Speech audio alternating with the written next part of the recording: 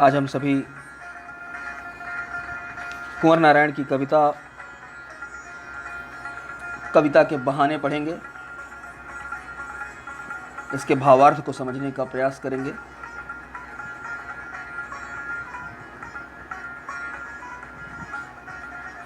यह कविता इन दिनों काव्य संग्रह से ली गई है।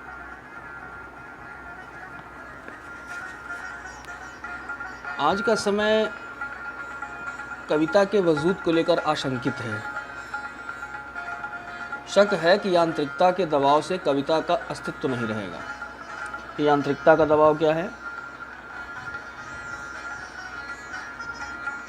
वास्तव में हम सभी मशीनों से घिर चुके हैं और हमारा जीवन भी मशीनी हो गया है। विकास की अंधी दौड़ में हम सभी शामिल हैं। ऐसे में हमारे मन और मस्तिष्क से संवेदनाएं धीरे धीरे समाप्त हो रही हैं।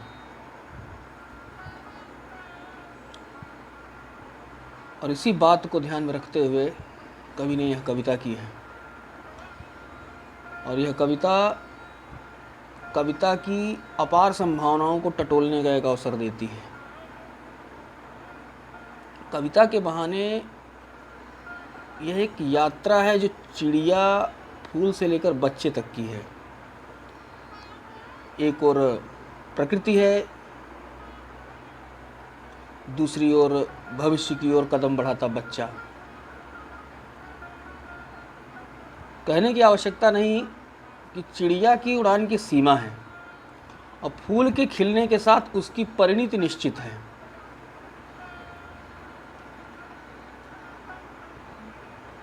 फूल के खिलने के साथ उसकी परिणति निश्चित है। इसका मतलब यह है कि अगर फूल खिलेगा तो निश्चित रूप से कुछ समय के बाद वो समाप्त हो जाएगा।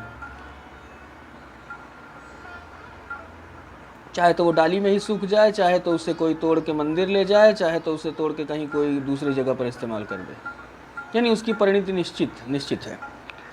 लेकिन बच्चे के सपने असीम हैं। बच्चों के खेल में किसी प्रकार की सीमा का कोई स्थान नहीं होता। कविता भी शब्दों का खेल है और शब्दों के इस खेल में जड़, चेतन, अतीत, वर्तमान और भविष्य सभी उपकरण हैं। इसीलिए जहां कहीं रचनात्मक ऊर्जा होगी वहां सीमाओं के बंधन खुद ब खुद टूट जाते हैं। वो चाहे घर की सीमा हो, भाषा की सीमा हो या फिर समय की ही क्यों ना हो।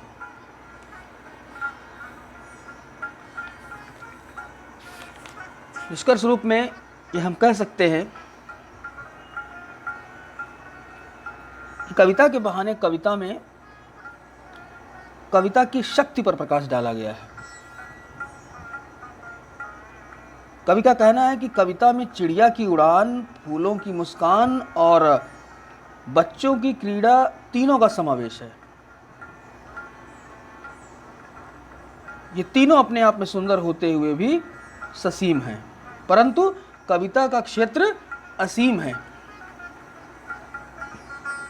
उसके अंतर्गत जड़, चेतन, पशु, पक्षी, मनुष्य आदि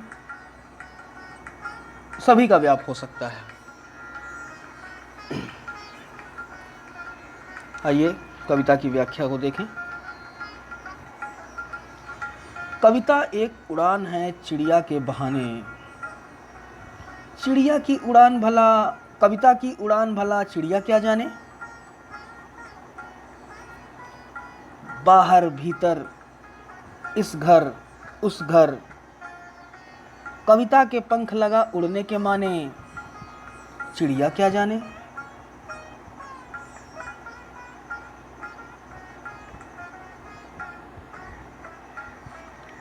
कविता चिड़िया की उड़ान को देखकर नई नई कल्पनाएं प्रस्तुत करती है। वह स्वयं भी उड़ान भरती है। उसमें नए नए भाव, नए नए रंग, नए नए विचार आते हैं। कविता की उड़ान इतनी ऊंची होती है कि बेचारी चिड़िया उसका और छोर नहीं जान पाती। कविता का विस्तार चिड़िया की समझ से परे है। कविता न केवल घर के भीतर होने वाली गतिविधियों पर लिखी जाती है, बल्कि बाहर के संसार को भी व्यक्त करती है।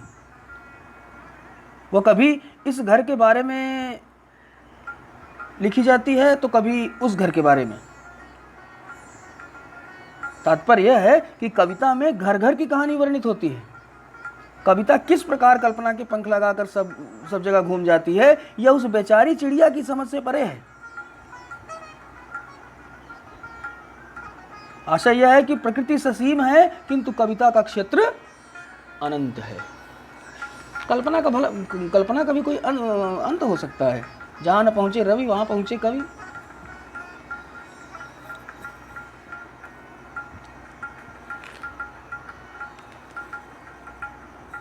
कविता एक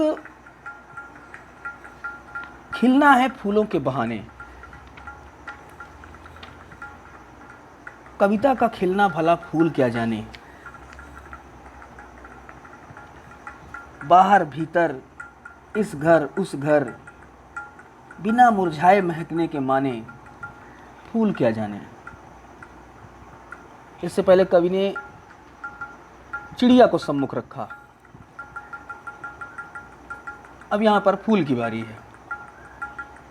कवि कहता है कि कविता फूलों की तरह खिलना देखकर खिलती है, पल्लवित होती है, पुष्पित होती है, उसमें नए नए रंग भाव और सौंदर्य भर आते हैं।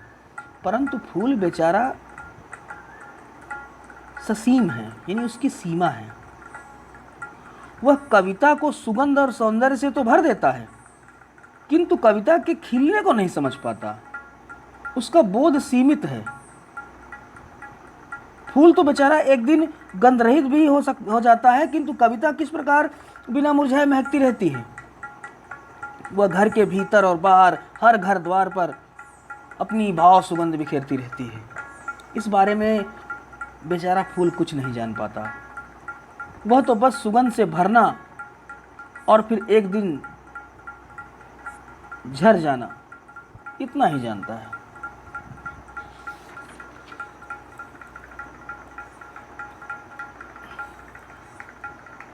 कविता एक खेल है बच्चों के बहाने। बाहर भीतर, यह घर वह घर, सब घर एक कर देने के माने, बच्चा ही जाने। कवि कहता है कि कविता में भी बच्चों के खेलों को देखकर कवि शब्द क्रीड़ा करता है। वह शब्दों के, भावों के, विचारों के नए नए खेल खेलता है। जिस प्रकार बच्चे खेल खेलते हुए कभी घर में रहते हैं, कभी घर से बाहर चले जाते हैं, वे इस घर उस घर, सभी घरों में समान रूप से खेलते हैं। उनके मन में अपने पराये का भेदभाव नहीं रहता। वे खेल खेल में सभी को अपना बना लेते हैं। वे सब घरों को एक करके क्या कहना चाहते हैं, ये तो बच्चे ही जानते हैं। उन्हीं बच्चों के अनुसार कवि कर्म भी एक खेल है, शब्दों का खेल। कवि शब्दों के माध्यम से अपने मन के, बाहरी संसार के, अपनों के, परायों के, सभी घरों के मनोभावों को वाणी देता है। वह सबको समान मानकर उनकी भावनाओं को व्यक्त करता है।